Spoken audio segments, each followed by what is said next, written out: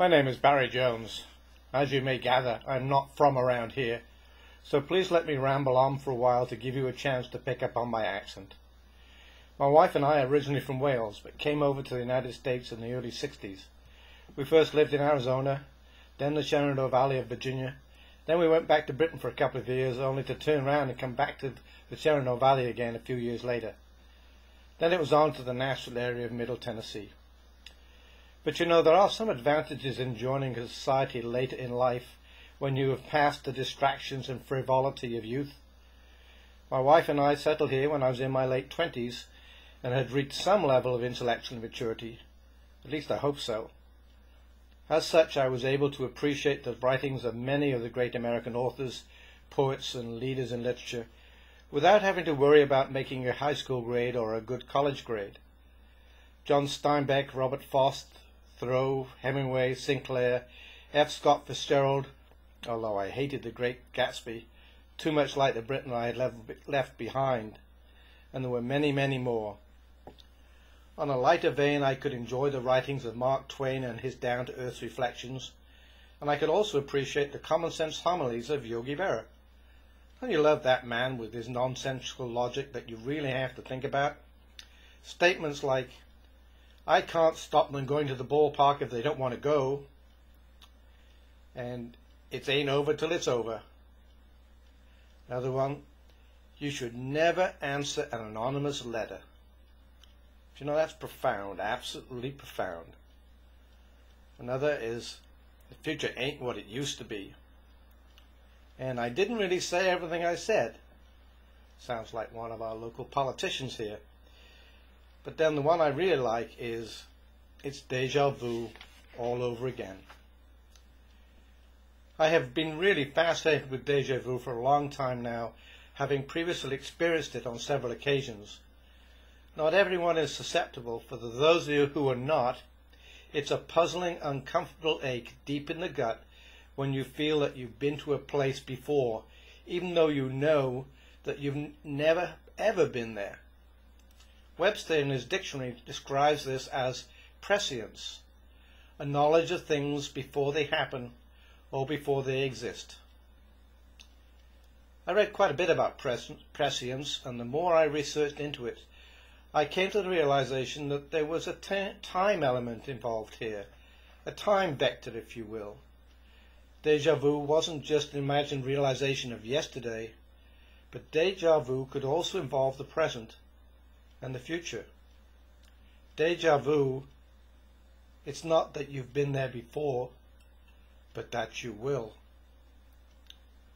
As I mentioned, I've had several mild experiences of prescience, but nothing like the event that happened to me a summer or so back. As usual, on a warm Tennessee afternoon, I quietly nodded off. Seems like I'm doing that more and more lately as I progressively age. But it's a pleasant experience, so what's the harm? But not that afternoon. I woke abruptly, my mental faculties tingling, fully alert, as if under threat. But it was just a dream, just a dream. Or was it? I've never experienced anything like that before. My recollections were intense, the details clear and precise, colours vivid, and the underlying emotions deeply troubling. Had seen a young girl standing by the river. She had long, blonde, straight hair in the fashion of the day, hair glistening with little droplets of river water, as if she had been immersed. She wore a white sundress with an emerald sash, and her whole person was bathed in a blue-violet glow that made the water droplets beating in her hair and on her dress sparkle like a myriad of amethyst crystals. But her eyes, pleading eyes, desperate eyes, eyes that spoke to me a horrible message, eyes that said, "I've lost my child." And then I awoke from that dream that was not really a dream. What was it? Others have had similar experiences, and they called it a waking dream. As the months passed, memories of my waking dream gradually faded. Life once again became ordered and humdrum. Tuesdays was Tai Chi at the Senior Citizen Centre. Wednesdays, time to put out recycle. Thursdays, well, that's the day I get to teach the Sudoku class. But Fridays, that's my day off. No chores, no honeydews, those I can put off until next week, if I'm lucky. But Fridays, that's my day to take a leisurely bike ride in one of the Middle Tennessee's fabulous parks, like Montgomery Bell or Falls Creek Falls. And I usually finish off the ride at a restaurant in the area and have a long, leisurely lunch. I had such a plan for a Friday back early in April. I planned to hitch my bike on the back of my car and drive up to Clarksville in Tennessee.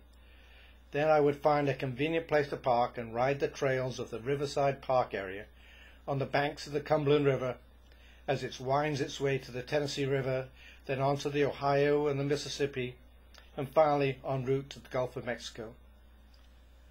But this day was odd. The gates of Riverside Park looked somehow familiar, even though I had never been there before. And that wizened old oak tree, I was sure I'd seen that before, but there's no way, because I'd never been to this area. And on, each new vista a familiar one. But then, as the trail rounded a bend in the river, I saw a commotion ahead. Red lights, blue lights, red lights, pulsing, flashing, conveying an intense urgency. And then as I neared, I saw a rescue crew on the banks of the river. They were pulling out a body, the body of a young girl with long blonde hair. She was wearing a white sundress with an emerald sash. But her eyes, they were dead eyes, blank, cold. No desperation, no pleading, no chilling message. And then I knew. "She had a child," I called loudly. "It's on the riverbank, a quarter of a mile upstream." The certainty and authority in my voice led several of the emergency to take off running in the direction that I was pointing. "The child is strapped in a pushchair, just where the river rapid starts, by a crumbling embankment," I called after them.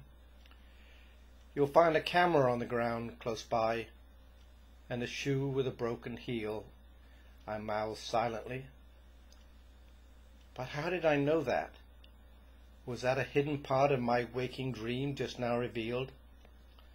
And then I noticed, as I watched the rescue squad bringing the obviously healthy baby back to the waiting ambulance, that my vision had taken on a familiar violet-blue glow, and that this glow extended to my hands, to my arms, and to my whole body.